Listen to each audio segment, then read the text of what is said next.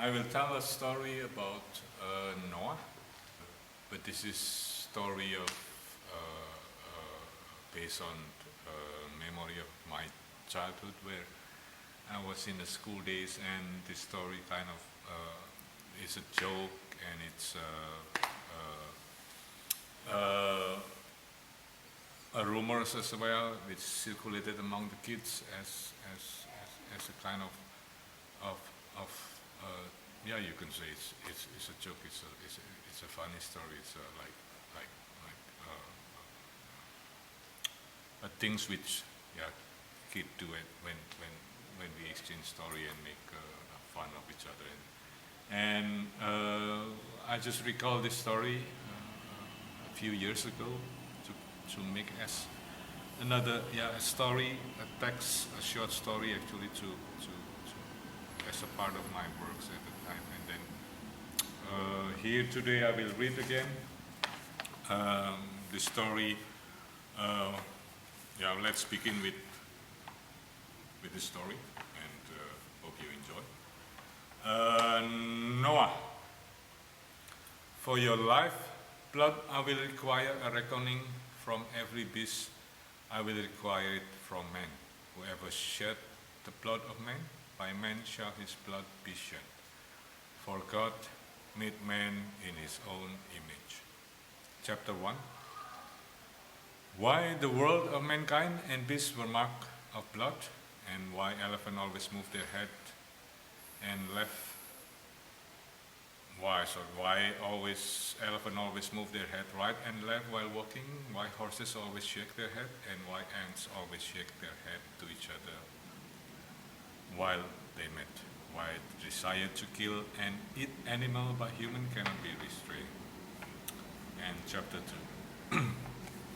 Once upon a time when the great flood happened on earth, 2348 BC, on a shining morning, Prophet Noah and his family looks for preparing a long line of animals whom they breathe through their nose, entering a huge wooden ark. Tebat in Jewish they call it, or Safina in Arabic.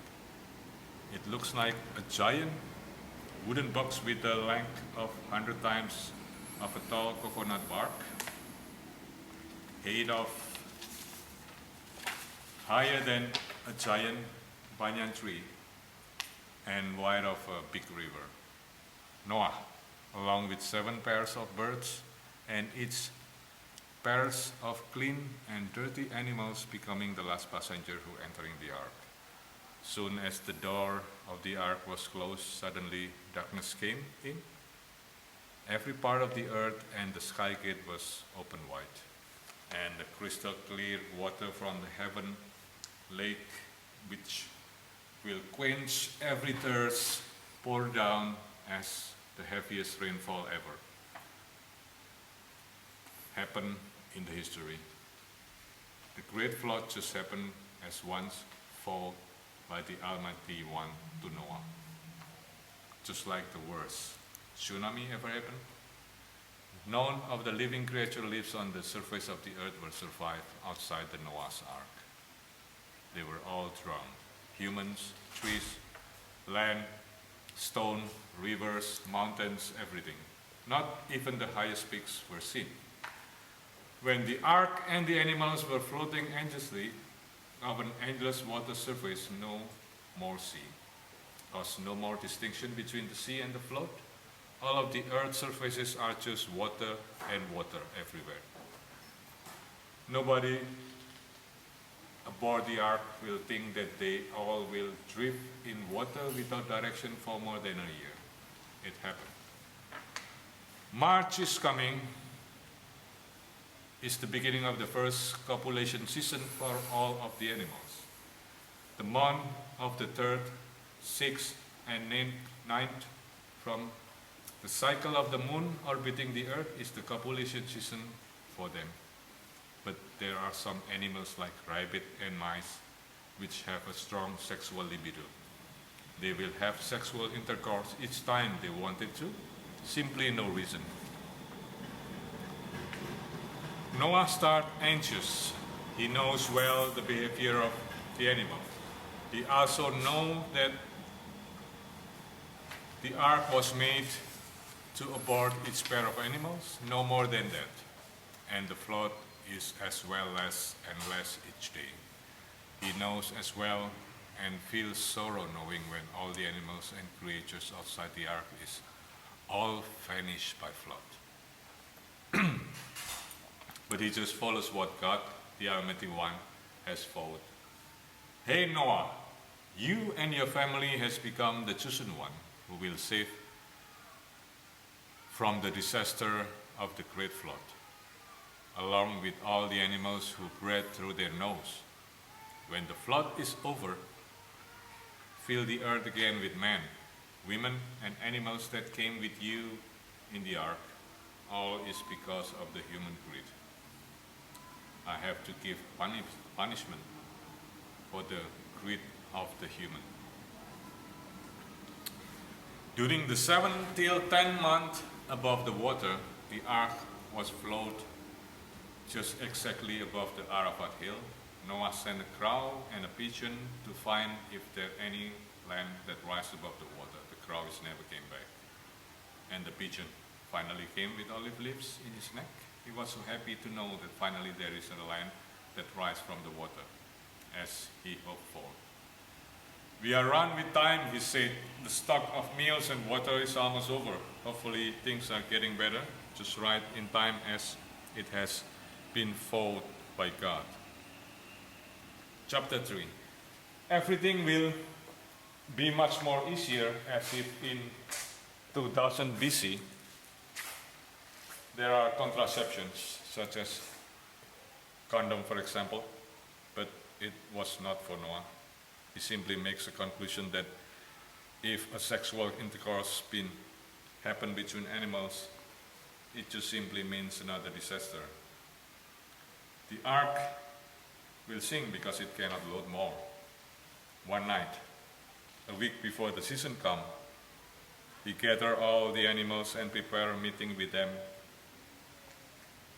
And he said, "Hey, my beloved brother and sister, all animals, I will say loudly to all of you,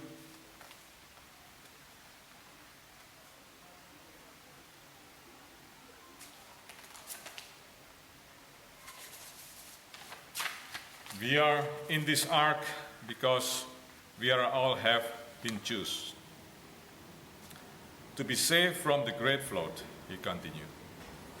"And I know too, the sexual season is going to come, but I want all of you to be aware, if all of you doing sex with your couple and breed, then it means a suicide, because this ark will be sink. We cannot add more load to the ark.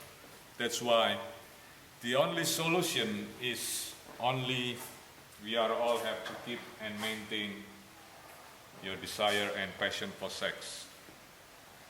It's hard, I know it, but you must. It's forbidden to have sex aboard the ark, I must say. You all have to wait to do the intercourse until we can landing on the shore."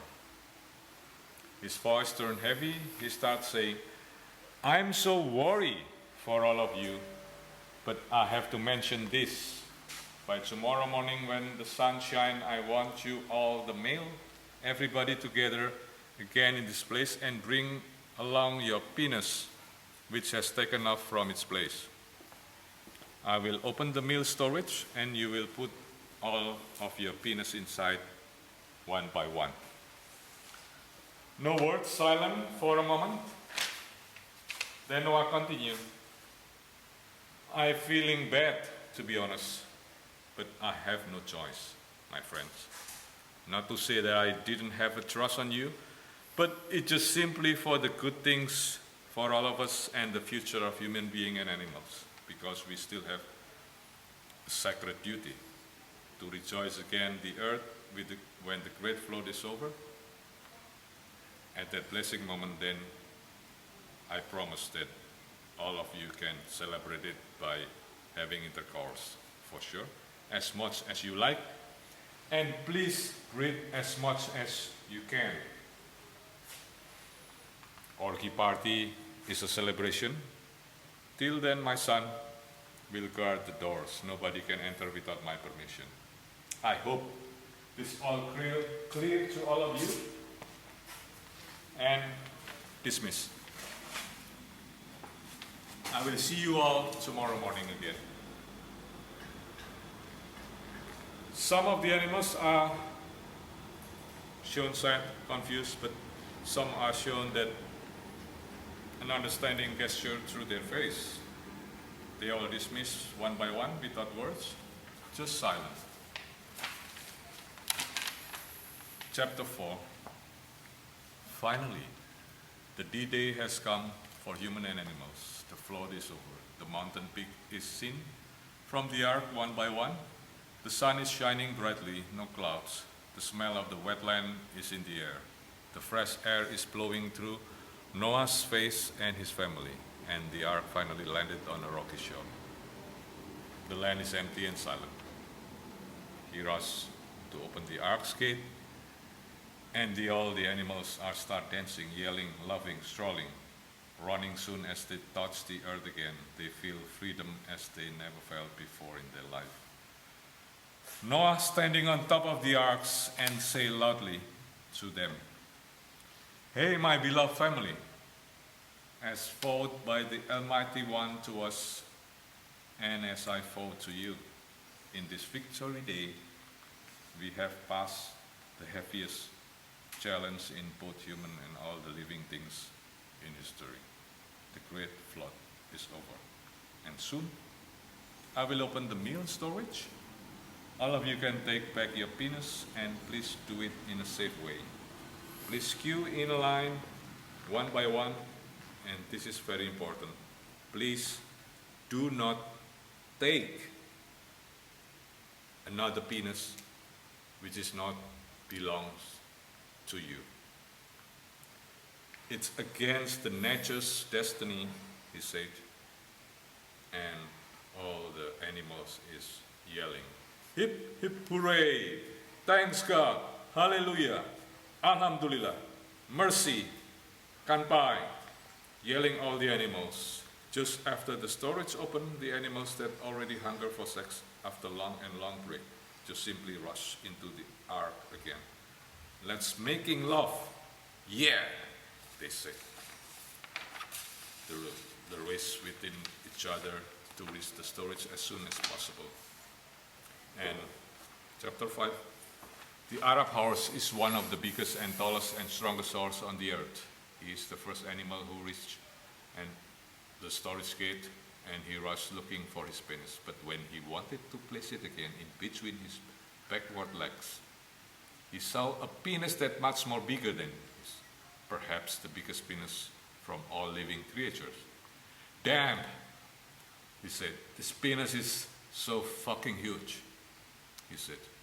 So he started thinking to change his own penis, which is only as big as a double size of a mature corn. He forgot what Noah said and has sworn about not to taking another penis which not belong to our own. He tried it for a while. "Maybe I can try it." And he said, "Simply match on me. Awesome. My girlfriend for sure will love it." Nobody knows what happened because he is the first animals to come in the storage, and nobody was there actually. No other animals is arriving, and in the first minute he was so happy to see his new penis. And when the second animal about to arrive, the Arabic horses start running slowly because he knew that another animal come, and then he just running slowly with his head moving on, looking, "Oh, what a way, look at my penis, it's so big, and I'm so proud of it." That's why I think since then, all the horse in the world will walking with the head always shaking up and down, because he was so proud that his penis was so big, the biggest of all the living creatures in the world. And it was so quite pity actually when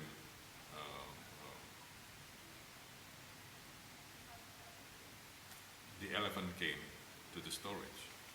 And yeah, fate is sometimes unfair. It was a bad time for the elephant, for sure. He arrived at the gate as the number 15. His short leg and big body has made him run pretty slow. He sees not so much penis left. All of them are small size. He is looking for the biggest penis that belonged to him actually, but he couldn't find it, unfortunately. He has no choice to choose the biggest one from the small and small penis left. So, oh God, how could this happen to me? He said to himself. He was so upset until now, even after more than 1,000 years passed, the elephants still shaking their head right and left all the time. Oh no, how could this happen to me? But the worst thing happened to the ant, the most unlucky animal on the earth, because ant is so small and so slow. The ant is the last animal to arrive at the storage. When he arrived, no more penis left. Empty. Nothing. It's there actually. He was so angry and sad, he said to his friend, "Please say to all the ants that survive from the flood anywhere in this world to keep searching for our penis till it's found." Since that moment, ants always stop when they meet each other and knock on their head closely, and they ask to each other, "Do you found it?" "Not yet." And he walk again, and he knock again when they meet another ants, and ask again the same question, "Do you found it?" "No." And that's what the story of the ants, the most and the last animal to arrive, and the most sad story for them. Chapter 6. For being safe and blessed, so Noah and his family and the animals are surviving the worst disaster ever happened on earth. He sacrificed one animal for the God. And since that time, God never cursed the earth along with his living creature, and he gave Noah and his children, and his grandchildren, and his grandchildren a license to kill and eat animals, because he has succeeded saving the animals in his ark. But it's forbidden to eat animals whom blood is not yet been taken out from his body, because blood is sacred and pure. Since then, life in the earth has never been the same again for human and animals. Human kills animals, animals kill humans, humans eat animals, animals eat human, human kills human, human eat humans. They are all killing and eating within each other. The end.